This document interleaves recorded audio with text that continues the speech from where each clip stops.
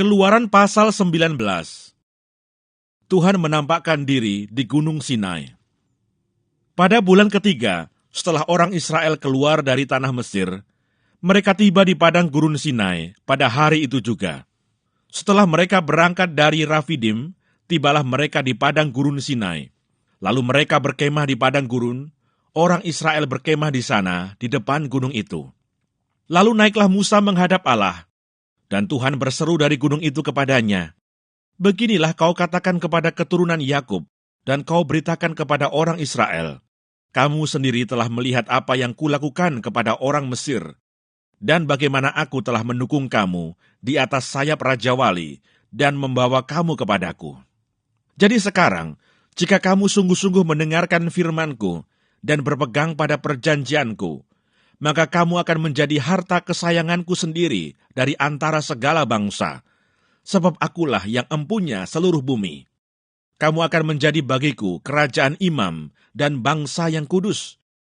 Inilah semuanya firman yang harus kau katakan kepada orang Israel." Lalu datanglah Musa dan memanggil para tua-tua bangsa itu, dan membawa ke depan mereka segala firman yang diperintahkan Tuhan kepadanya. Seluruh bangsa itu menjawab bersama-sama, "Segala yang difirmankan Tuhan akan kami lakukan." Lalu Musa pun menyampaikan jawab bangsa itu kepada Tuhan. Berfirmanlah Tuhan kepada Musa, "Sesungguhnya aku akan datang kepadamu dalam awan yang tebal, dengan maksud supaya dapat didengar oleh bangsa itu apabila aku berbicara dengan engkau, dan juga supaya mereka senantiasa percaya kepadamu." Lalu Musa memberitahukan perkataan bangsa itu kepada Tuhan. Berfirmanlah Tuhan kepada Musa, "Pergilah kepada bangsa itu, suruhlah mereka menguduskan diri pada hari ini dan besok, dan mereka harus mencuci pakaiannya. Menjelang hari ketiga mereka harus bersiap, sebab pada hari ketiga Tuhan akan turun di depan mata seluruh bangsa itu di Gunung Sinai. Sebab itu haruslah engkau memasang batas bagi bangsa itu berkeliling sambil berkata, 'Jagalah baik-baik, jangan kamu mendaki gunung itu atau kena kepada kakinya, sebab siapapun yang kena kepada gunung itu, pastilah ia dihukum mati. Tangan seorang pun tidak boleh merabanya, sebab pastilah ia dilempari dengan batu atau dipanahi sampai mati. Baik binatang, baik manusia, ia tidak akan dibiarkan hidup. Hanya apabila sangkakala berbunyi panjang, barulah mereka boleh mendaki gunung itu.' Lalu turunlah Musa dari gunung mendapatkan bangsa itu. Disuruhnyalah bangsa itu menguduskan diri, dan mereka pun mencuci pakaiannya. Maka kata Musa kepada bangsa itu, 'Bersiaplah menjelang hari yang ketiga, dan janganlah kamu bersetubuh dengan perempuan.' Dan terjadilah pada hari ketiga, pada waktu terbit fajar, ada guruh dan kilal dan awan padat di atas gunung, dan bunyi sangkakala yang sangat keras, sehingga gemetarlah seluruh bangsa yang ada di perkemahan. Lalu Musa membawa bangsa itu keluar dari perkemahan untuk menjumpai Allah, dan berdirilah mereka pada kaki gunung. Gunung Sinai ditutupi seluruhnya dengan asap, karena Tuhan turun ke atasnya dalam api. Asapnya membubung seperti asap dari dapur, dan seluruh gunung itu gemetar sangat. Bunyi sangkakala kian lama kian keras. Berbicaralah Musa, lalu Allah menjawabnya dalam guruh. Lalu turunlah Tuhan ke atas gunung Sinai, ke atas puncak gunung itu. Maka Tuhan memanggil Musa ke puncak gunung itu, dan naiklah Musa ke atas. Kemudian Tuhan berfirman kepada Musa, "Turunlah, peringatkanlah kepada bangsa itu, supaya mereka jangan menembus mendapatkan Tuhan hendak melihat-lihat, sebab tentulah banyak dari mereka akan binasa. Juga para imam yang datang mendekat kepada Tuhan, haruslah menguduskan dirinya, supaya Tuhan jangan melanda mereka." Lalu berkatalah Musa kepada Tuhan, "Tidak akan mungkin bangsa itu mendaki gunung Sinai ini, sebab engkau sendiri telah memperingatkan kepada kami, demikian, pasanglah batas sekeliling gunung itu, dan nyatakanlah itu kudus." Lalu Tuhan berfirman kepadanya, "Pergilah, turunlah, kemudian naiklah pula engkau beserta Harun. Tetapi para imam dan rakyat tidak boleh menembus untuk mendaki menghadap Tuhan, supaya mereka jangan dilandanya." Lalu turunlah Musa mendapatkan bangsa itu, dan menyatakan hal itu kepada mereka. Keluaran pasal 20. Ke-10 firman. Lalu Allah mengucapkan segala firman ini, Akulah Tuhan Allahmu yang membawa engkau keluar dari tanah Mesir, dari tempat perbudakan. Jangan ada padamu Allah lain di hadapanku. Jangan membuat bagimu patung yang menyerupai apapun yang ada di langit di atas, atau yang ada di bumi di bawah, atau yang ada di dalam air di bawah bumi. Jangan sujud menyembah kepadanya atau beribadah kepadanya, sebab aku, Tuhan Allahmu, adalah Allah yang cemburu, yang membalaskan kesalahan bapa kepada anak-anaknya, kepada keturunan yang ketiga dan keempat, dari orang-orang yang membenci aku. Tetapi aku menunjukkan kasih setia kepada beribu-ribu orang, yaitu mereka yang mengasihi aku dan yang berpegang pada perintah-perintahku. Jangan menyebut nama Tuhan Allahmu dengan sembarangan, sebab Tuhan akan memandang bersalah orang yang menyebut namanya dengan sembarangan. Ingatlah dan kuduskanlah hari Sabat. 6 hari lamanya engkau akan bekerja dan melakukan segala pekerjaanmu. Tetapi hari ke-7 adalah hari Sabat Tuhan Allahmu, maka jangan melakukan sesuatu pekerjaan.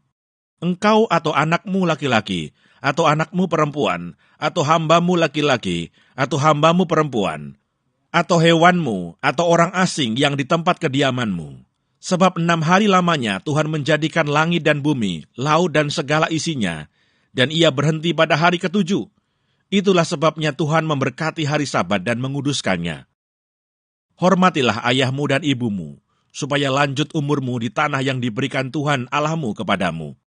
Jangan membunuh, jangan berzina, jangan mencuri, jangan mengucapkan saksi dusta tentang sesamamu.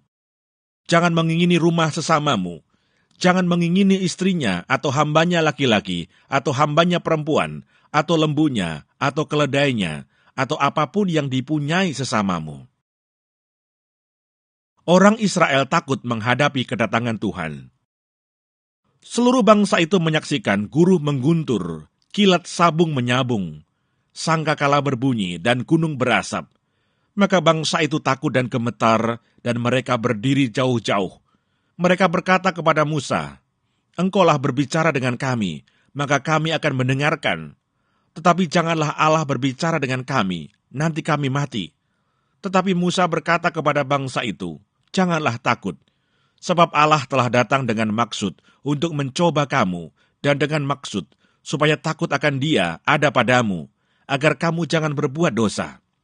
Adapun bangsa itu berdiri jauh-jauh, tetapi Musa pergi mendekati embun yang kelam di mana Allah ada. Peraturan tentang kebaktian. Lalu berfirmanlah Tuhan kepada Musa, Beginilah kau katakan kepada orang Israel, Kamu sendiri telah menyaksikan bahwa aku berbicara dengan kamu dari langit. Janganlah kamu membuat di sampingku Allah perak, juga Allah emas. Janganlah kamu buat bagimu. Kau buatlah bagiku mezbah dari tanah, dan persembahkanlah di atasnya korban bakaranmu dan korban keselamatanmu, kambing dombamu dan lembu sapimu. Pada setiap tempat yang kutentukan menjadi tempat peringatan bagi namaku, aku akan datang kepadamu dan memberkati engkau. Tetapi jika engkau membuat bagiku mezbah dari batu, maka jangan engkau mendirikannya dari batu pahat, sebab apabila engkau mengerjakannya dengan beliung, maka engkau melanggar kekudusannya. Juga jangan engkau naik tangga ke atas ke mezbahku, supaya auratmu jangan kelihatan di atasnya. Keluaran pasal 21 tentang hak budak Ibrani. Inilah peraturan-peraturan yang harus kau bawa ke depan mereka. Apabila engkau membeli seorang budak Ibrani, maka haruslah ia bekerja padamu 6 tahun lamanya. Tetapi pada tahun yang ke-7, ia diizinkan keluar sebagai orang merdeka, dengan tidak membayar tebusan apa-apa.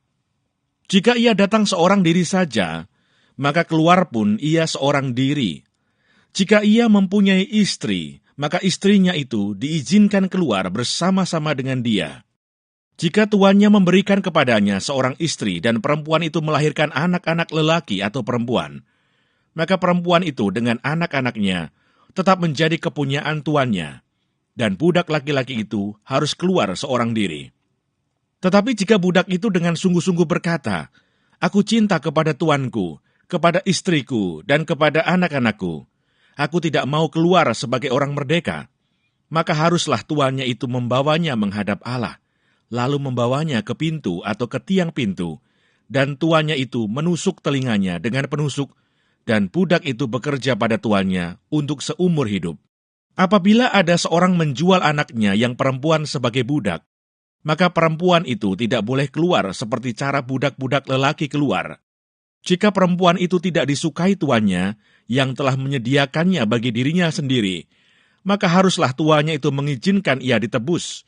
Tuannya itu tidak berhak untuk menjualnya kepada bangsa asing, karena ia memungkiri janjinya kepada perempuan itu.